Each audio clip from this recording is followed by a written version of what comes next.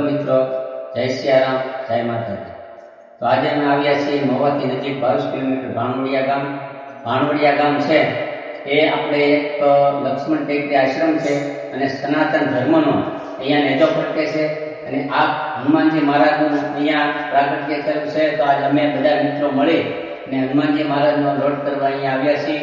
તો આ છે આપણે ભાણવડિયા લક્ષ્મણ ટેકરી હનુમાનજી મહારાજનો આશ્રમ અને હનુમાનજી મહારાજના દર્શન કરી અને આપ ધન્યતા પામો એવી અમારી અપેક્ષા।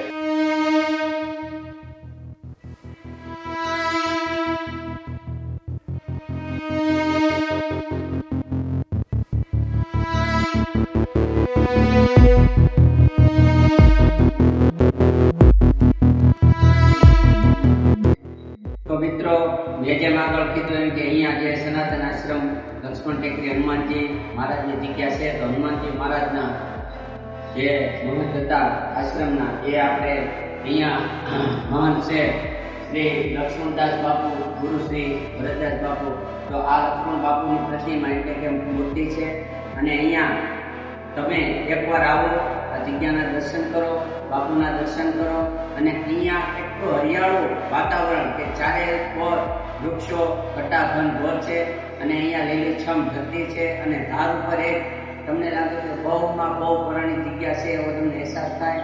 તો તમે એકવાર જરૂરથી જરૂર આ જગ્યાના દર્શન કરો અને અહીંયા હાલ અત્યારે આપણે મહાવીરદાસ બાપુ કરી અને હનુમાનજી મહારાજની પૂજા પાઠ અને અહીંયા ભજન કરે છે। તો એકવાર જરૂરથી જરૂર સર્વે લોકો દર્શનનો ભાઈ બહેનો તથા બાળકો લાભ લો એવી મારી વિનંતી। જય સિયારામ, જય માતા।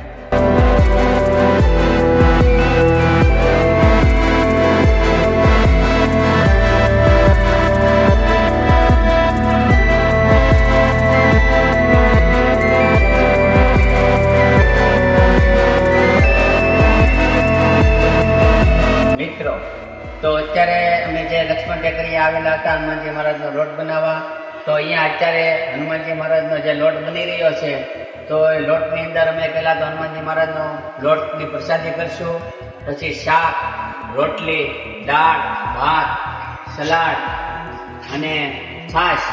તો અત્યારે આ પ્રસાદીનો અમે ભોજન લઈશું અને ભોજન બાદ અમે બધા અહીંયા હળી મળી અને ઘડી સત્સંગ કરશું। બાપુના દર્શન કર્યા છે, હનુમાનજી મહારાજના દર્શન કર્યા છે અને અહીંયા અમે બધા મિત્રો મળી અને હનુમાનજી મહારાજની પ્રસાદી બનાવવા આવ્યા છીએ। અમને અત્યારે પણ ખૂબ આનંદ છે અને હજી પ્રસાદી લીધા બાદ અમે થોડોક અહીંયા આમ વિહાર કરશું, આટો વીટો મારશું આપણી ભાષામાં, તો એનો પણ અમે આનંદ લઈશું। જય સિયારામ, જય માતા।